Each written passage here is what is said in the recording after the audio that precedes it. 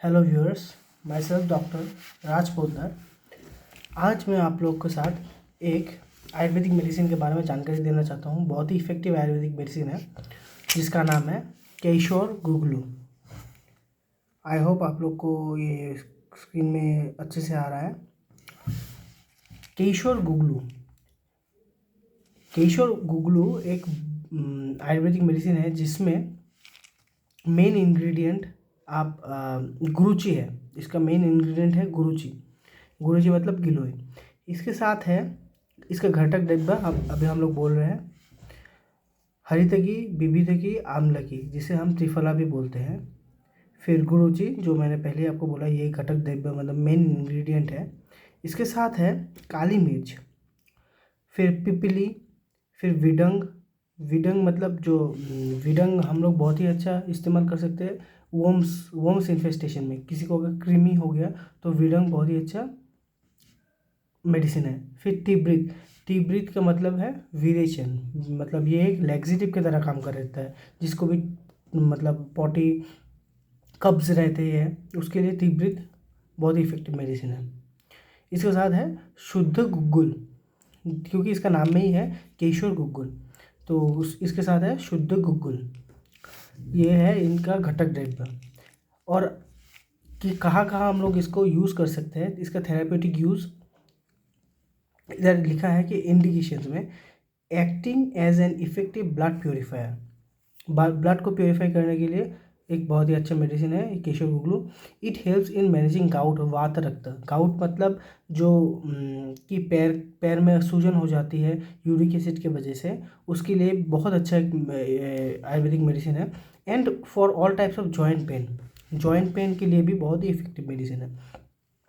इसका डोजेस क्या है? 2 से 4 टैबलेट सुबह शाम गर्म पानी के साथ खाने के बाद, 2 से 4 टैबलेट दिन में 2 बार गर्म पानी के साथ। अभी मैं आपको इसका प्रैक्टिकल यूजेस बताता हूँ। केशोर गुगलू का प्रैक्टिकल यूजेस में हम लोग इसको डिटॉक्स करने के लिए, बॉडी को डिटॉक्स करने के लिए, जैसे कि कोई ऐसे आयुर्वेद में बोला जाता है कि चैनल्स को बोला जाता है स्रोतस। तो हम लोग देखते हैं कि अगर बॉडी में कहीं पे भी जैसे डिटॉक्सिफिकेशन करना है हम लोग को, या हम लोग को लग रहा है क्या इसका स्रोतस जो चैनल्स है वो ब्लॉक्ड है, तो केशोर गुगलू हम लोग का माइंड में सबसे पहले आता है कि केशोर गुगलू हम लोग यूज़ कर सकते हैं। जैसे कि हम लोग को पता है यूरिक एसिड क्या है? एक वेस्ट मेटाबोलाइट्स है हमारे बॉडी में।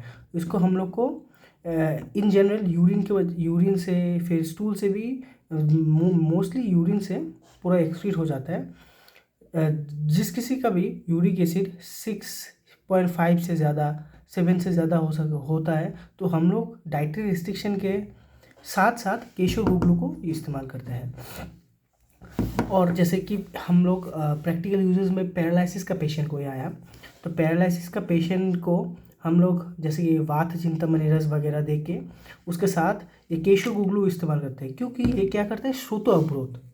जितना भी श्रोतास है, जैसे कि हम बोले हैं कि आयुर्वेद में चैनल्स जैसे कि धमनी, आर्टरी, वेन जैसे ब्लड जिससे मतलब बॉडी में सर्कुलेशन होता है, किसी भी मतलब चैनल को श्रोता बोला जाता है आयुर्वेद में।